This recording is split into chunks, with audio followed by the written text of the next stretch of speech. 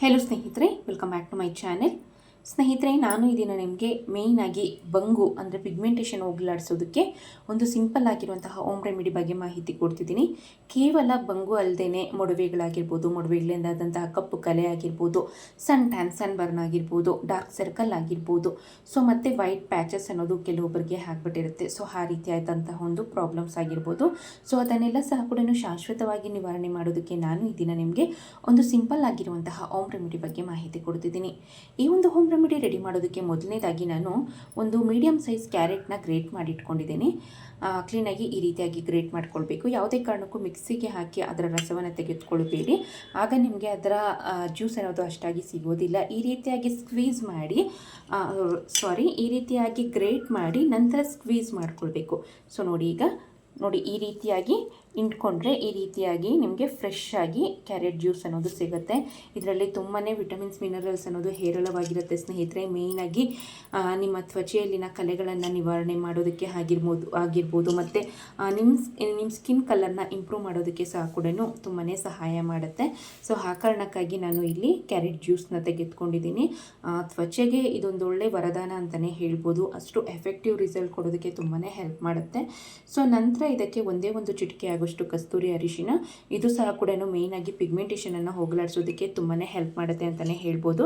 ಮತ್ತು ಇದೊಂದೊಳ್ಳೆ ಆ್ಯಂಟಿ ಬ್ಯಾಕ್ಟೀರಿಯಲ್ ಆಗಿ ವರ್ಕ್ ಮಾಡೋದ್ರಿಂದ ಮುಖದಲ್ಲಿನ ಮೊಡವೆಗಳನ್ನು, ಕಲೆಗಳನ್ನು ನಿವಾರಣೆ ಮಾಡೋದಕ್ಕೆ ಸಹ ಕೂಡ ಹೆಲ್ಪ್ ಮಾಡುತ್ತೆ. ಸೊ ನಂತರ ಇದಕ್ಕೆ ನಾನು ಲೆಮನ್ ಜ್ಯೂಸ್ನ ಹಾಕ್ಕೊಳ್ತಿದ್ದೀನಿ. ನಿಂಬೆ ಹಣ್ಣಿನ ರಸ ಒಂದು 4-5 ಹನಿಗಳಾದರೆ ಸಾಕಾಗುತ್ತೆ, ಜಾಸ್ತಿ ಏನೂ ಬೇಕಾಗೋದಿಲ್ಲ. ಅಕಸ್ಮಾತ್ ಏನಾದರೂ ನಿಮ್ಮದು ಡ್ರೈ ಸ್ಕಿನ್ ಆಗಿದ್ದಲ್ಲಿ ಸೊ ಇದನ್ನು ಸಂಪೂರ್ಣವಾಗಿ ಸ್ಕಿಪ್ ಮಾಡ್ಕೊಳ್ಬೇಕಾಗತ್ತೆ. ಸೊ ನಂತರ ಇದರ ಮಿಶ್ರಣವನ್ನು ನಾವು ಮಾಡ್ಕೊಳ್ಳೋದಕ್ಕೆ ನಾನು ಇಲ್ಲೇನು ಮಾಡ್ತಿದ್ದೀನಿ, ಕಡಲೆ ಹಿಟ್ಟನ್ನು ಯೂಸ್ ಮಾಡ್ತಿದ್ದೀನಿ, ಗ್ರಾಮ್ ಫ್ಲೋರ್.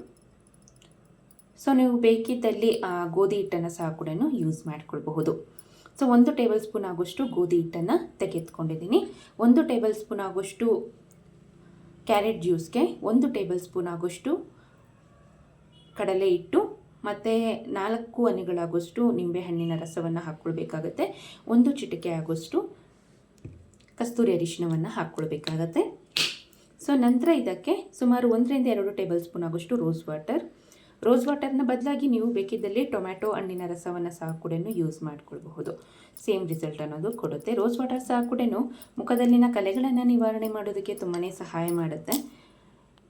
ನಂತರ ನಿಮ್ಮ ಸ್ಕಿನ್ ಟೋನ್ನ ಇಂಪ್ರೂವ್ ಮಾಡೋದಕ್ಕೆ ಸಹ ಕೂಡ ಹೆಲ್ಪ್ ಮಾಡುತ್ತೆ.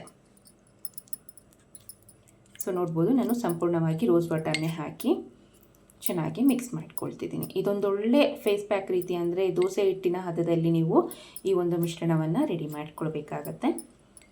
ನಾನು ಹೇಳಿರುವಂಥ ಮೆಜರ್ಮೆಂಟಲ್ಲಿ ತೆಗೆದುಕೊಂಡ್ರೆ ನಿಮಗೆ ಕರೆಕ್ಟಾಗಿ ಆಗಿಬಿಡುತ್ತೆ.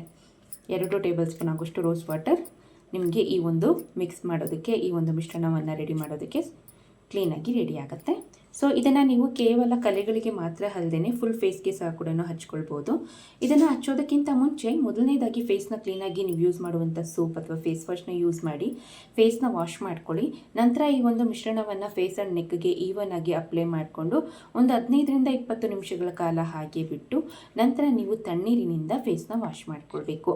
ಸೊ ಇದೇ ರೀತಿಯಾಗಿ ವಾರದಲ್ಲಿ 2 ಬಾರಿಯಾಗಿ ಅಥವಾ ಮಿನಿಮಮ್ ಅಂದರೂ ವಾರಕ್ಕೆ ಒಮ್ಮೆಯಾಗಿ ಈ ಒಂದು ಮಿಶ್ರಣವನ್ನು ಫೇಸ್ಗೆ ಹಚ್ಚೋದ್ರಿಂದ ಅಥವಾ ಈ ಒಂದು ಫೇಸ್ ಪ್ಯಾಕ್ನ ಫೇಸ್ಗೆ ಹಚ್ಚೋದ್ರಿಂದ ನಿಮ್ಮ ಮುಖದಲ್ಲಿನ ಬಂಗು ಅಂದರೆ ಪಿಗ್ಮೆಂಟೇಷನ್ ಶಾಶ್ವತವಾಗಿ ನಿವಾರಣೆ ಆಗುತ್ತೆ.